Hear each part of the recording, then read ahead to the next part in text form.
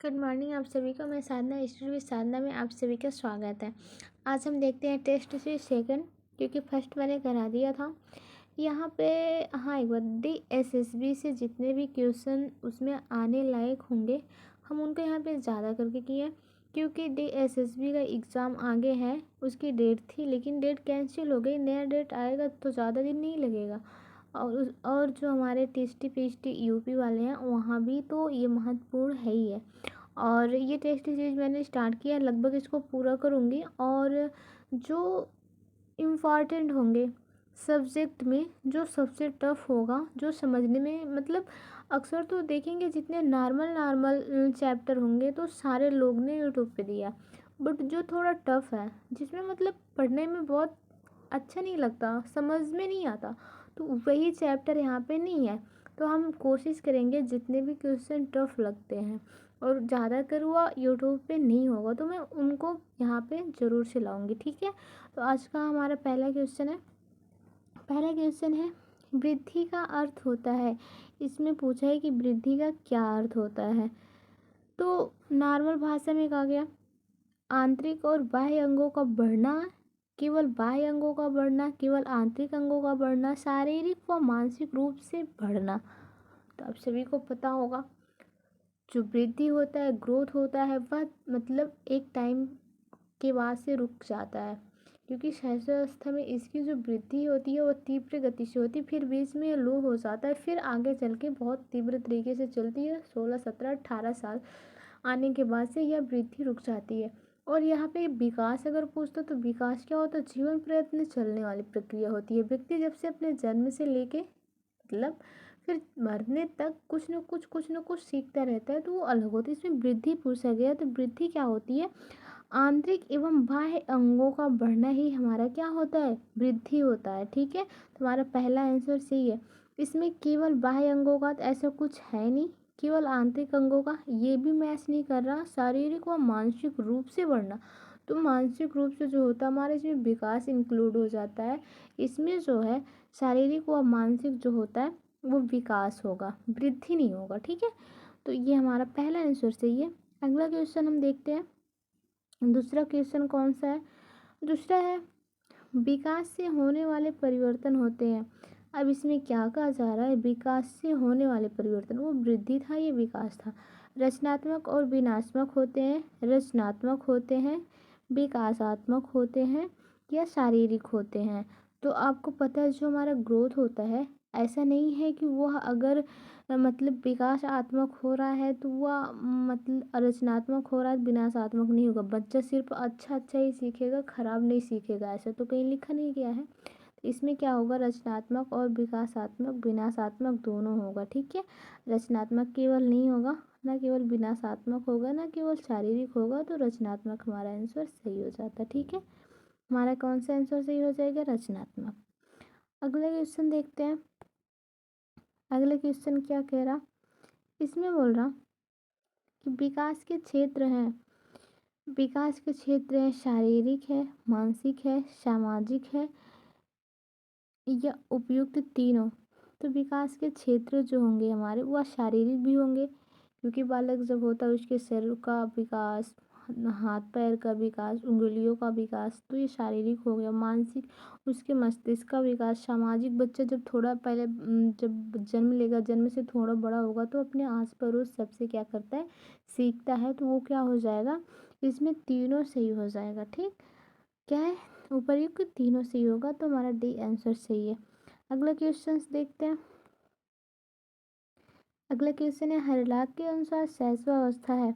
इसमें पूछा जा रहा है कि हरलाख एक वैज्ञानिक है, उन्होंने सारी अवस्थाओं को बताया है कि कितने से कितने दिन तक कौन सी अवस्था रहेगी। तो इसमें पूछा है शैशवावस्था, पूछा है जन्म से 2 वर्ष, जन्म से 2 सप्ताह तक, गर्भाधान से 2 सप्ताह तक, गर्भाधान से 2 वर्ष तक।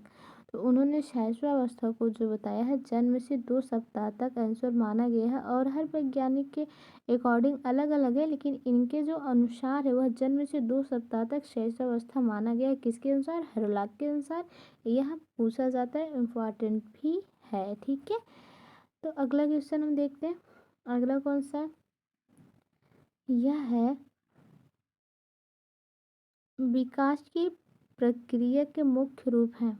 पूछा जा रहा है विकास की प्रक्रिया का मुख्य रूप है आकार व अनुपात में परिवर्तन, पुरानी रूपरेखा में परिवर्तन, नए गुणों की प्राप्ति, उपयुक्त तीनों। तो जब भी अगर किसी बच्चे का विकास होता है तो उसके आकार में भी परिवर्तन होता है, अनुपात में लंबाई, ऊंचाई, भार और उसके गुण का विकास भी होता है। पुरानी रूपरेखा में परिवर्तन, अगर एक बच्चा पहले दोनों हाथ से ही खाना सीख लेता था, समझ में नहीं आता था क्या करे क्या नहीं करे, कपड़े पहनने नहीं आता था, बाल कंघी खराब शराब सा कर रहा था, तो वो क्या करता, जैसे जैसे बड़ा होता है तो वह उसकी रुचियों में भी परिवर्तन आ जाता है, साफ सफाई रखने लगता है, खाना अच्छे से खाने लगता है, एक हाथ से खाने लगता है। लिखना कौन सा होता, पहले चाहे जिस हाथ में पेंसिल पकड़ लेता था, लेकिन जैसे जैसे लोगों को देखता था वो एक हाथ से लिखना सीख जाता था। तो कहीं ना कहीं पुरानी रूपरेखा में भी परिवर्तन आता है। फिर क्या, नए गुणों की प्राप्ति, उसमें नए नए गुण की प्राप्ति होती है, लोगों को देखता है कार्य करते हुए, क्या कर रहे हैं, कहाँ जा रहे हैं, क्या खा रहे हैं, कैसे उठ रहे हैं, कैसे बैठ रहे हैं, कैसे लोगों से बात कर रहे हैं, क्या कर रहे हैं, कब बोलना चाहिए कब नहीं बोलना चाहिए, ये सब क्या होता है, उसके नए गुणों में विकास आता है। तो क्या होंगे इसमें, इसमें तीनों सही हो जाएंगे, ठीक है सभी। अगला क्वेश्चन हम देख रहे हैं क्या है।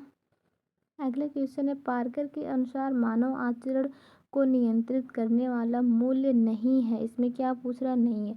पार्कर एक जो है वो मैनेजमेंट में उन्होंने बहुत बड़ा भूमिका निभाया कि जो उनके अनुसार मानव में जो आचरण है, हमारे वो मैनेजमेंट में एक चरण देता है, लक्ष्य स्तर, मूल्य लक्ष्य स्तर। तो उन्होंने बताया है व्यक्ति का जो मूल्य होता है कौन कौन सा होता है, व्यक्ति का मूल्य जो होता है धर्म है, क्या नहीं है, इसे पूछा जा रहा है, धर्म नहीं है, खेल नहीं है, महत्वाकांक्षा नहीं है, कार्य क्षमता नहीं है। तो जैसे उन्होंने 12 मूल्य बताया है और अदर वैज्ञानिक ने अदर अदर बताया, लेकिन इन्होंने बताया व्यक्ति के 12 मूल्य होते हैं, जो सब होते हैं पॉजिटिव होते हैं, सब धनात्मक होते हैं, ऋणात्मक कोई नहीं होते। जैसे खेल, आराम, महत्वाकांक्षा, धर्म, प्रेम, स्वाभिमान, ये सब क्या है, ये सब जो है व्यक्ति की प्रेरणा है, मूल्य है, लेकिन कार्य क्षमता ये नहीं है। तो ये हमारा आंसर डी सही हो जाएगा, ठीक है। अगला क्वेश्चन देखते हैं। अगला क्वेश्चन है, मूल्य शब्द का अर्थ है। इसमें पूछा जा रहा है कि मूल्य शब्द का अर्थ क्या है, अनिश्चित है या आत्मगत है। तो ये जो पूछा गया है, जो व्यक्ति का मूल्य होता है वह निश्चित नहीं होता है, वह किसी न किसी लक्ष्य को प्राप्त करने के लिए प्रेरणा अभिप्रेरणा होता जाता है। अब किसी से प्रेरणा लेता है तो अपने कार्य को करता है, और आत्मगत मतलब आत्मसात करता है। तो इसमें दोनों आंसर सही हो जाएगा, ठीक है। अगला क्वेश्चन हमारा देखते हैं। अगला क्वेश्चन 8वां क्वेश्चन क्या है, सामान्य अर्थों में लक्ष्य वह अंतिम बिंदु होता है जहाँ तक व्यक्ति या परिवारों द्वारा कार्य करने की इच्छा रखी जाती है, यह किसका कथन है। होम मैनेजमेंट का एक कोटेशन है। ये पूछ रहा है कि लक्ष्य क्या है, लक्ष्य जो होता है वह अंतिम बिंदु होता है जहाँ पर व्यक्ति या परिवारों द्वारा कार्य करने की इच्छा रखी जाती है। तो यह किसका कथन है, किसका कोटेशन है, किसका कहना है, जेपी सेरी की, ये निखिल एवं डार्सी की, एसपी मुखिया का, ग्रास एवं कैंडिल का।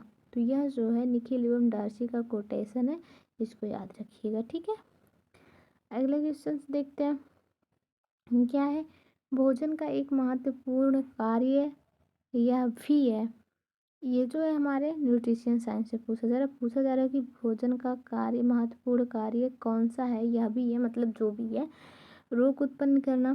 तो जो हम भोजन खाते हैं क्या रोग उत्पन्न होता है, ऐसा कुछ नहीं, क्योंकि हाँ, लेकिन अगर आप खराब भोजन खाएंगे, सड़े गले खाएंगे और सब खाएंगे तो वह रोग उत्पन्न करता है। लेकिन अगर हम भोजन शुद्ध भोजन खा रहे हैं या कोई भी, तो हमें ऐसा नहीं है कि रोग उत्पन्न होगा। फिर शरीर के ताप को नियंत्रित करना, कार्बोज का निर्माण करना, उपयुक्त में से कोई नहीं। देखो, जब हम भोजन ग्रहण करते हैं तो वो हमारे शरीर में ऊर्जा प्रदान करता है, कार्य करने की क्षमता करता है, हमारे मांसपेशियों की जो मरम्मत करता है, शरीर में ऑक्सीजन इनका सब मतलब बैलेंस रखता है। तो क्या करता है, शरीर के ताप को भी नियंत्रित करता है। ये हमारा आंसर दूसरा सही है, ठीक है। ये कौन सा आंसर सही है, दूसरा आंसर सही है, नवा का, ठीक है। अगला क्वेश्चन है, संतुलित आहार न ग्रहण करने से व्यक्ति का क्या प्रभाव पड़ता है। व्यक्ति के ऊपर या व्यक्ति के शरीर के ऊपर क्या प्रभाव पड़ता है अगर हम संतुलित आहार ना ग्रहण करें। तो संतुलित आहार जो होता है हमारे शरीर के लिए बहुत ही लाभदायक होते हैं, क्योंकि संतुलित आहार में सारे वो पौष्टिक तत्व होते हैं जिसको हम ग्रहण करते हैं, जिसको हमारे शरीर की आवश्यकता होती है। यह हमारे शरीर को एनर्जी चाहिए होता है, यह हमारे शरीर को प्रोटेक्ट करने की क्षमता होती है, प्रोटीन चाहिए होता है, विटामिन चाहिए होता है, खनिज लवण जितने भी हमें हमारे शरीर की आवश्यकता होती है सब किससे प्राप्त होते हैं, संतुलित आहार से प्राप्त होते हैं।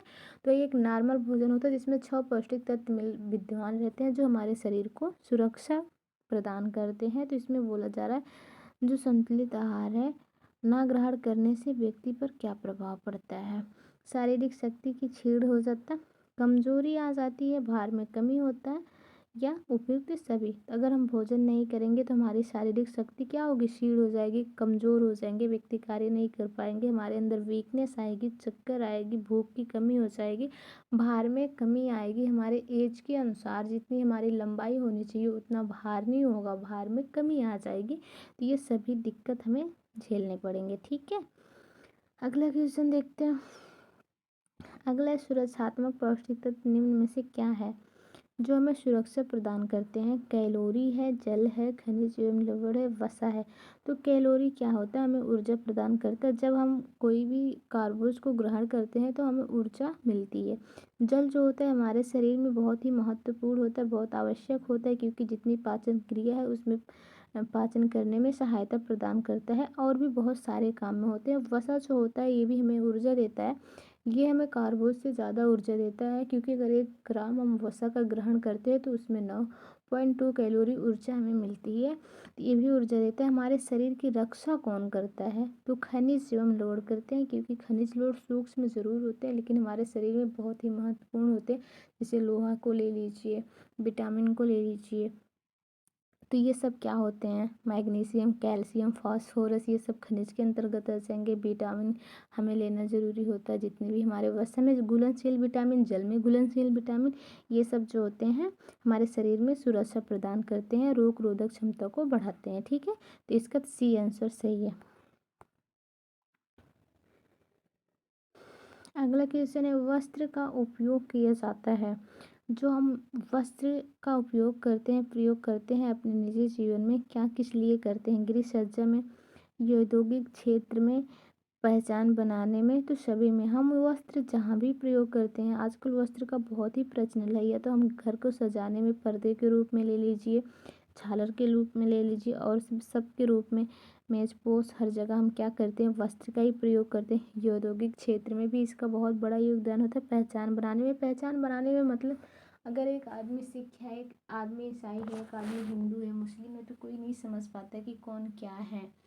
स्कूल में कौन डॉक्टर है, कौन पुलिस है, कौन चपरासी, कोई नहीं पता। लेकिन हाँ, यूनिफॉर्म के माध्यम से, जैसे अगर एक वकील कोई यूनिफॉर्म धारण किया, आप उसको देख के लग जाएगा कि नहीं ये वकील है।